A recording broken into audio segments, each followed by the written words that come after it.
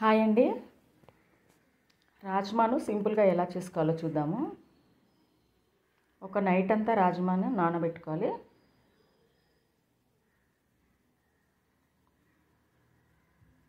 ఒక 12 అవర్స్ నానిన తర్వాత ఒక 5-6 విజిల్స్ వచ్చే వరకు కుక్కర్లో ఉడికించుకోవాలి. కొద్దిగా పసుపు, సరిపడా సాల్ట్, ఒక దాల్చిని చెక్క, అల్లం ముక్క, తేజ్పత్తా, అలాగే పచ్చిమిర్చి చీలికలు. ఇవి ఉడికేటప్పుడు వేస్తే రాజ్మాలో టేస్ట్ వస్తుంది.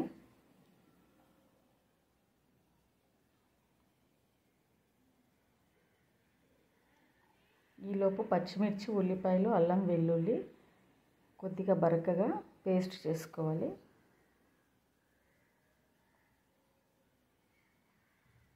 టమాటోలు మాత్రం మిక్సీలో వేసుకోవాలి.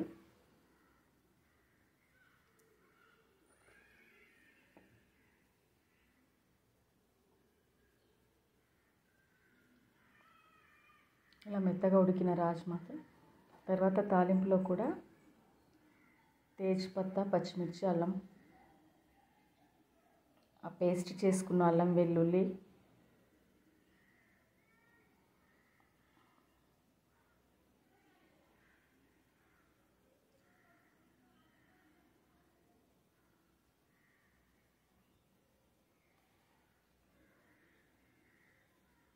పేస్ట్ అంతా ఫ్రై అయిన తర్వాత దీంట్లోనే టమాటో క్యూరీ వేసేసేయాలి.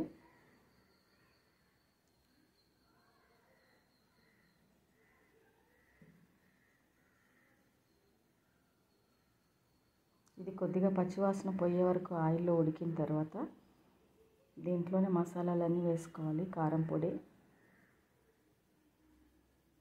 ధనియాల పొడి, దీనికి సరిపడా సాల్ట్. ఉడికేటప్పుడు రాజ్మాకు సరిపడా సాల్ట్ వేసాము, ఇప్పుడు దీనికి సరిపడా సాల్ట్ వేసుకోవాలి.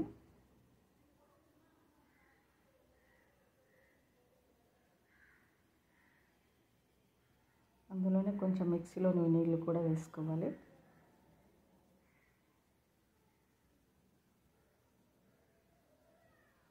ఈ రాజ్మాలో సగం రాజ్మా ఇలాగే వేసేయాలి, సగం మాత్రం గ్రైండ్ చేసుకోవాలి, లేదా పప్పు రుద్దే దాంతో కొంచెం రుద్దుకొని కొద్దిగా చిన్న చిన్న ముక్కలు అయ్యేటట్టుగా బరకగా ఉండేటట్టుగా చూసుకొని దీంట్లో కలుపుకోవాలి.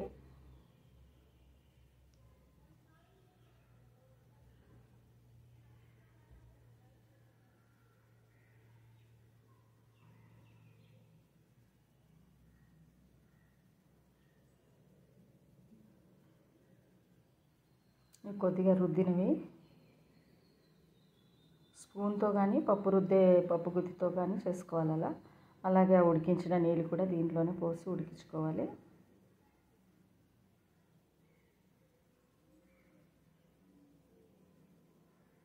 కొద్దిగా చిక్కబడే వరకు ఉడికించుకొని స్టవ్ ఆఫ్ చేసి కొత్తిమీర వేసుకోవాలి.